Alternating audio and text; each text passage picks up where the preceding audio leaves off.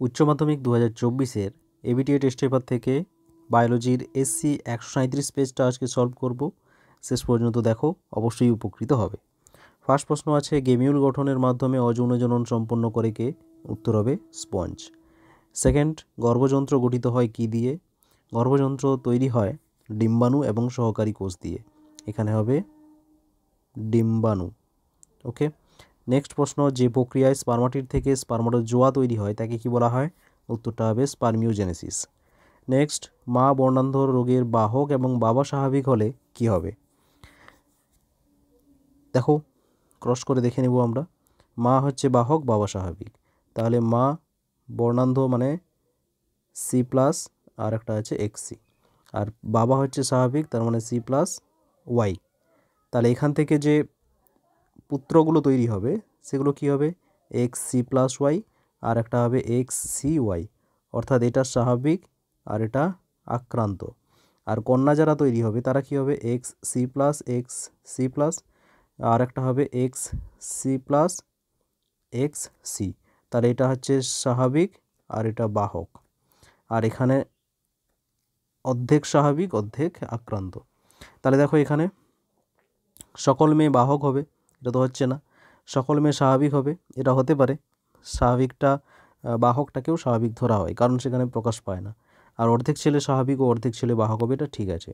আর এখানে উত্তর দেওয়া আছে বি ও সি উভয়ই, তার জন্য এটা সঠিক হবে। নেক্সট, সেন্ট্রাল ডগমার সঠিক সজ্জাক্রম কী হবে? সেন্ট্রাল ডগমাতে কী হয়? ডিএনএ থেকে আরএনএ তারপরে প্রোটিন। তাহলে দেখো, ডিএনএ থেকে আরএনএ তারপরে প্রোটিন, অপশান এ হবে সঠিক। নেক্সট, মিলার ও উরের পরীক্ষায় কোনটি ব্যবহৃত হয়নি? মিথেন, অ্যামোনিয়া, হাইড্রোজেন এটা ব্যবহার হয়েছিল, কার্বন ডাইঅক্সাইড ব্যবহার হয়নি। জেনেটিক ড্রিফট দেখা যায় কোন ধরনের পপুলেশনে? জেনেটিক ড্রিফট দেখা যায় ক্ষুদ্র বিচ্ছিন্ন পপুলেশনে। নেক্সট প্রশ্ন, প্রদত্ত কোনটি ম্যাটার্নাল অ্যান্টিবডি? ম্যাটার্নাল অ্যান্টিবডি জানো, আইজিজিকে বলা হয়, কারণ এটা মায়ের দেহ থেকে প্লাসেন্টা ভেদ করে ভ্রূণের মধ্যে প্রবেশ করে। ডিপ লিটার পদ্ধতিটি কোনটির সঙ্গে যুক্ত? সবাই পারবে, পোলট্রি ফার্মের সঙ্গে। ইকো আর ওয়ান, এখানে আর বলতে কি বোঝায়? আর হচ্ছে কি? আর হচ্ছে স্ট্রেন, ব্যাকটেরিয়া স্ট্রেন। ঠিক আছে, এটা হচ্ছে জেনাস, এটা স্পিসিস, তারপরে স্ট্রেন। ওকে। তারপর পিসিআর পদ্ধতিতে ব্যবহৃত ট্যাগ পলিমারেজের উৎস কি? ট্যাগ পলিমারেজ পাওয়া যায় থার্মোফিলিক ব্যাকটেরিয়া থেকে। পরের প্রশ্ন, জাঙ্গল উদ্ভিদের বৈশিষ্ট্য কোনটি? জাঙ্গল উদ্ভিদে পুরু কিউটিকেল দেখতে পাওয়া যায়, নিমজ্জিত পত্রন্ধ্রও দেখতে পাওয়া যায়, জল ধারণ কলার উপস্থিতি, অর্থাৎ সবগুলি হবে। তারপর জীবভরের উল্টানো বা বিপরীত পিরামিড দেখতে পাওয়া যায় কোথায়? উত্তরটা হবে জলাভূমির বাস্তুতন্ত্রে।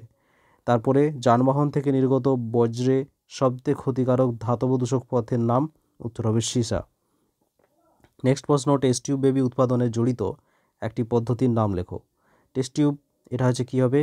আইভিএফ, অর্থাৎ ইন ভিট্রো ফার্টিলাইজেশন।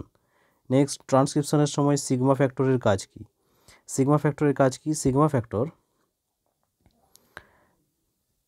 যে উৎসেচকটা আছে, অর্থাৎ আরএনএ পলিমারেজ, তাকে অপারেটরের সঙ্গে যুক্ত হতে সাহায্য করে। ওকে। তারপরে গাইরেজ উৎসেচকের কাজ কি? গাইরেজ হচ্ছে ডিএনএ রেপ্লিকেশনের সময় যে কুণ্ডলী তৈরি হয়, সেই কুণ্ডলীকে অকুণ্ডলীকৃত করতে সাহায্য করে, অর্থাৎ প্যাচ খুলতে সাহায্য করে। তারপর প্যারাটোপ কাকে বলা হয়?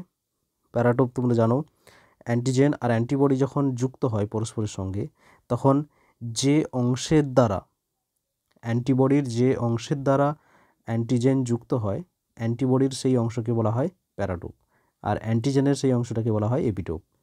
নেক্সট আছে ইকো আর ওয়ান, এখানে রেস্ট্রিকশন স্থান কত? এটা হচ্ছে কি 5 প্রাইম, জি এ এ টি টি সি 3 প্রাইম, এটা হচ্ছে তার রেস্ট্রিকশন সাইট। আর একটি কৃত্রিম গ্রিনহাউস গ্যাসের নাম কি হবে? এটা হচ্ছে সিএফসি, অর্থাৎ ক্লোরোফ্লুরো কার্বন।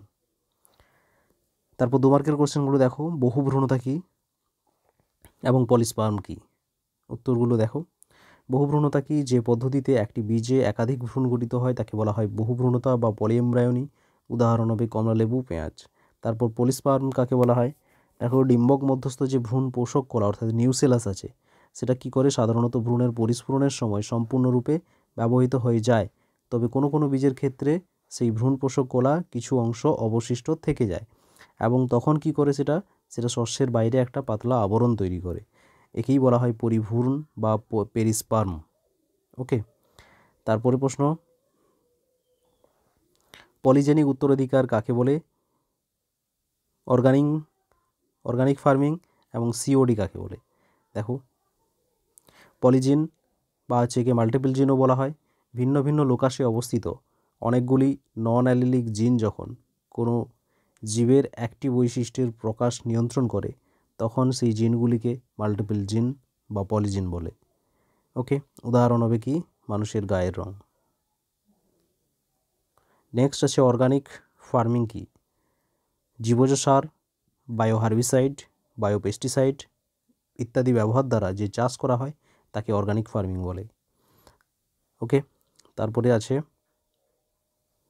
সিওডি অর্থাৎ কেমিক্যাল অক্সিজেন ডিমান্ড। সিওডি কথার অর্থ হচ্ছে কেমিক্যাল অক্সিজেন ডিমান্ড। ওকে, কেমিক্যাল অক্সিজেন ডিমান্ড কাকে বলা হয় না, জলে বিভিন্ন জৈব ও অজৈব রাসায়নিক পদার্থ বিয়োজনের জন্য যে অক্সিজেনের চাহিদা হয় সেটাকেই বলা হয় কেমিক্যাল অক্সিজেন ডিমান্ড। নেক্সট হচ্ছে হাইব্রিড ভিগর কি এবং জিএমও কি, দেখে নাও। হাইব্রিড ভিগর বা হেটারোসিস এটাকে বলা হয় যে ধর্মের প্রভাবে সংকর অপত্য জীব জনিত্রী জীবের তুলনায় অধিক জীবনশক্তি সম্পন্ন ও অভিযোজন ক্ষমতাযুক্ত হয়, তাকেই বলা হয় হেটারোসিস বা হাইব্রিড ভিগর। নেক্সট আছে জিএমও অর্থাৎ কি জেনেটিক্যালি মডিফাইড অর্গানিজম। এটার সংজ্ঞা কী হবে, ট্রান্সজেনেসিস পদ্ধতিতে কোনো জীবে কাঙ্ক্ষিত বহিরাগত জিন অর্থাৎ ট্রান্সজিন এর অনুপ্রবেশ ঘটিয়ে জীবের চারিত্রিক বৈশিষ্ট্যের পরিবর্তন সাধনের মাধ্যমে যে উন্নত গুণসম্পন্ন জীবের সৃষ্টি করা হয় তাকে জিনগত পরিবর্তিত জীব বা জেনেটিক্যালি মডিফাইড অর্গানিজম বা ট্রান্সজেনিক জীব বলা হয়ে থাকে। যেমন হচ্ছে বিটি তুলো, বিটা ক্যারোটিন সমৃদ্ধ গোল্ডেন রাইস, নকআউট ইঁদুর, ট্রান্সজেনিক স্যালমন ইত্যাদি। তারপরে প্রশ্নতে আছে ইকোটোন কি। ইকোটোন কি, দুটো সংলগ্ন বাস্তুতন্ত্রের যে সংযোগস্থল বা ট্রানজিশন অঞ্চল যেখানে দুটি বাস্তুতন্ত্রের জীব বৈচিত্র্য এবং বৈশিষ্ট্য দেখতে পাওয়া যায় তাকে বলা হয় ইকোটোন। এটা একটা বাস্তুতন্ত্র, এটা একটা বাস্তুতন্ত্র, তার মানে এই যে মিডিলটা এখানে এই বাস্তুতন্ত্রের বৈশিষ্ট্য থাকবে, এটারও বৈশিষ্ট্য থাকবে, এটা কি বলা হয় ইকোটোন। উদাহরণ কি, অরণ্য এবং তৃণভূমির মধ্যে ট্রানজিশন অঞ্চল, মিষ্টি জল এবং সমুদ্র জলের মধ্যে যে খাঁড়ি আছে সেটা। ওকে, তারপরে প্রশ্ন আছে